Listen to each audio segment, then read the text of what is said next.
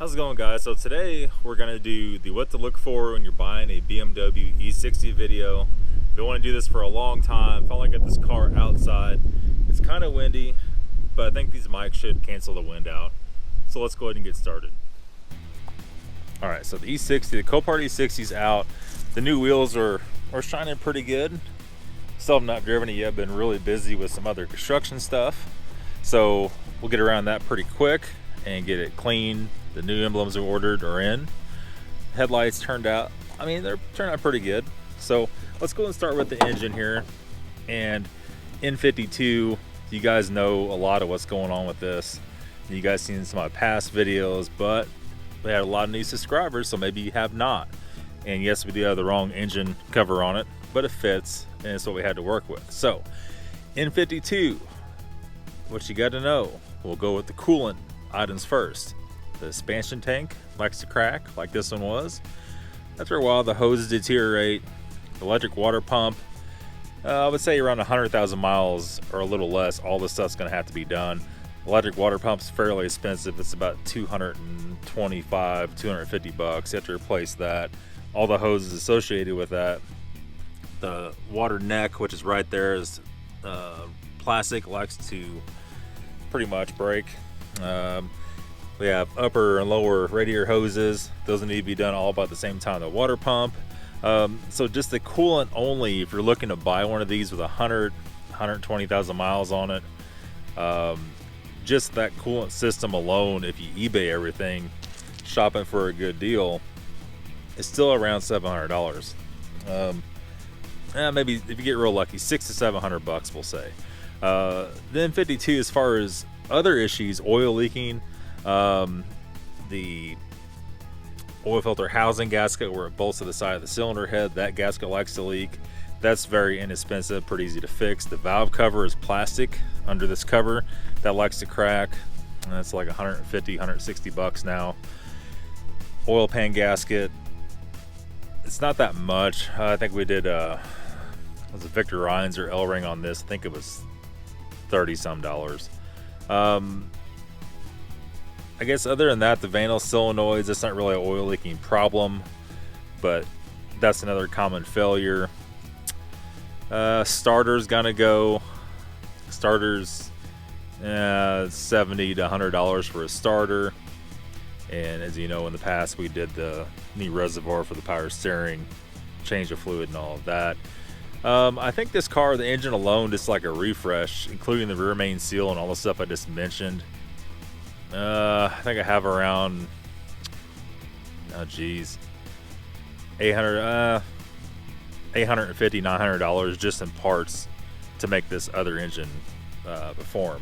So going down the line here, I'm sure there's a few things I'm gonna miss, but the transmission fluid should have been changed on the second. It should be the second change at 100,000 miles.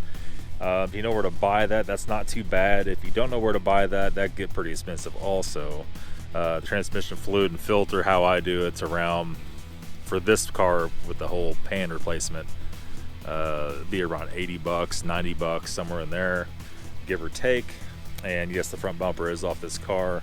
100,000 miles, be ready for probably second set of front brakes and the first set of rear brakes.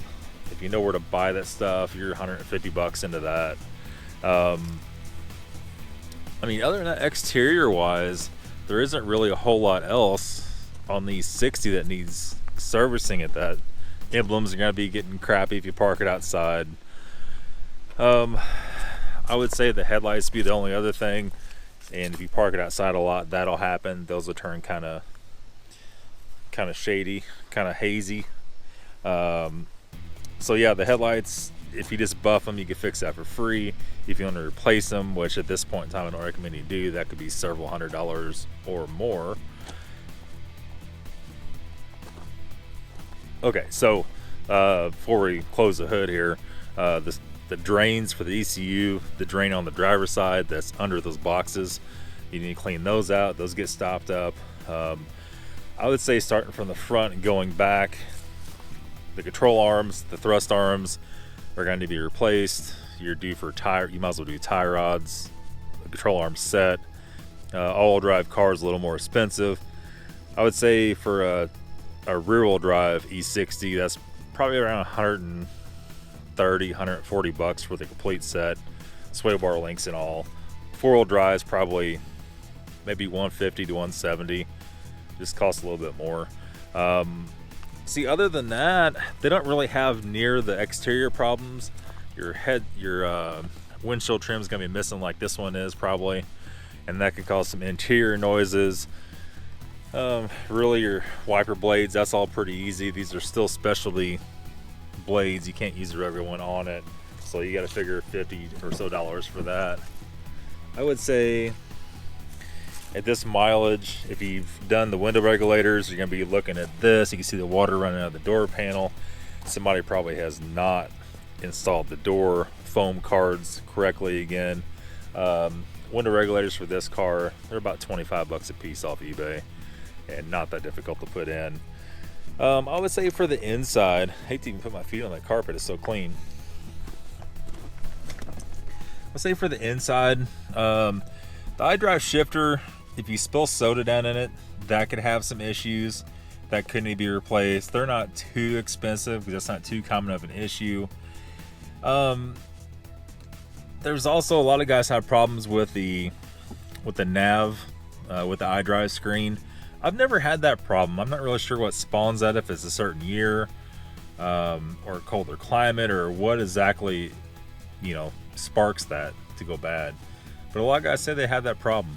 I don't know that they have too many problems with this other stuff. There are some issues with the stereo. We had to go back in the trunk and unplug the amplifier to get this one to work. I heard that's pretty common with these. You also get some wear on the steering wheel buttons. Those could be replaced though. These little pods can be replaced for the whole steering wheel. But sometimes that'll wear off. You get some greasy ass fingers, it'll wear the black off of there. Also, let me see here. The stuff around the steering column and the stuff in the door pockets and around, that one doesn't have soft touch. Anything with the soft touch rubber that could wear off. This switch has it. That reminds me, I ordered that switch a long time ago and never came in. Have to check up on that. So anything that has soft touch material, which on this car isn't really a lot. There's a little bit, I believe that soft touch right there is like rubber coated. And on the driver's side, door handle pocket and the light switches, that's soft touch.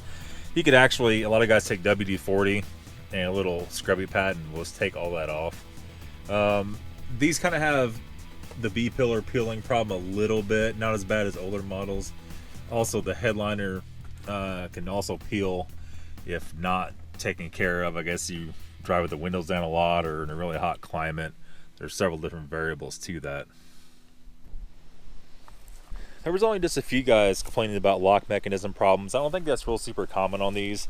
It seemed like for the most part they fixed the mirror bluing problem, and that might be a higher mileage situation. I'm sure you can still break the door handles in cold climate. That's just not as expensive as some cars are. It's actually not too expensive at all. And just like anything else, if you have kids, you're gonna have some rear vent problems. You're gonna have your leather, you're gonna have to clean it just like every other car. Your sunroof drains still work just like an E39. They still drain back the B-pillar. Those get stopped up. You also have sunroof drains in the front that get stopped up.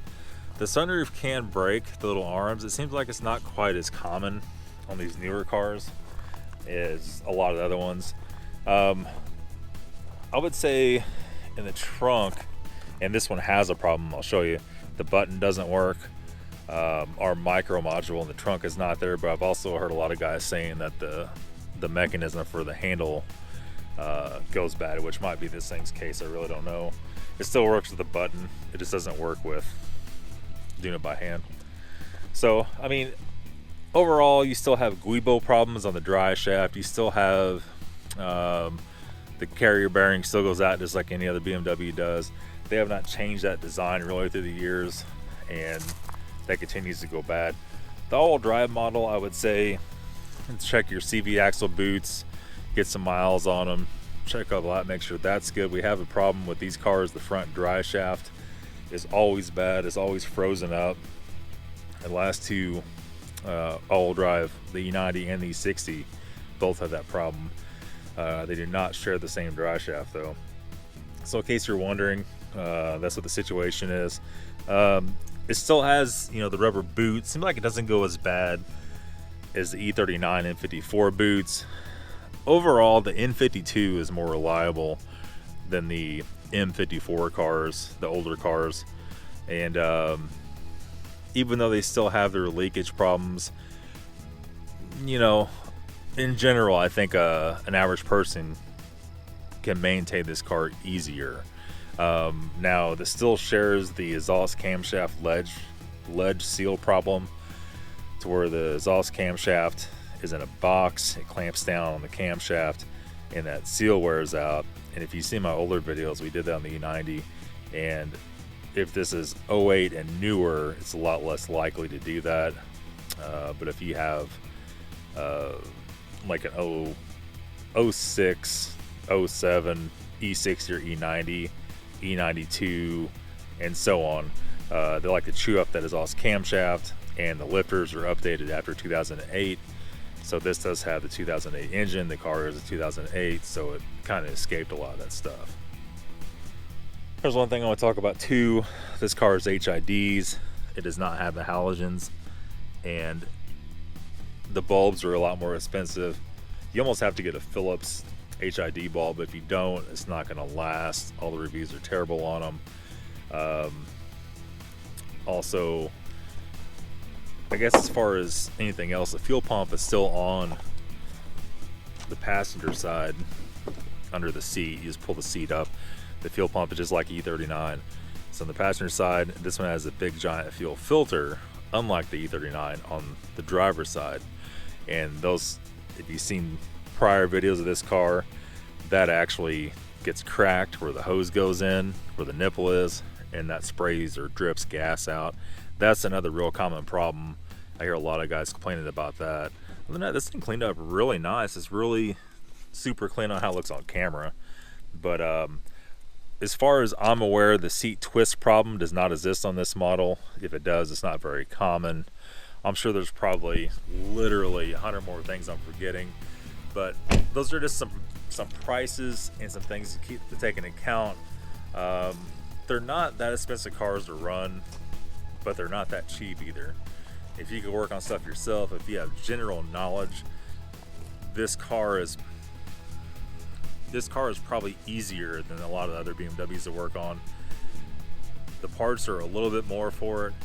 Overall, the parts, it seems like you get a little more mileage out of it. They don't have all the coolant leaking problems and all those issues. So hopefully this helps, guys. If you have more questions about this stuff, check prior videos.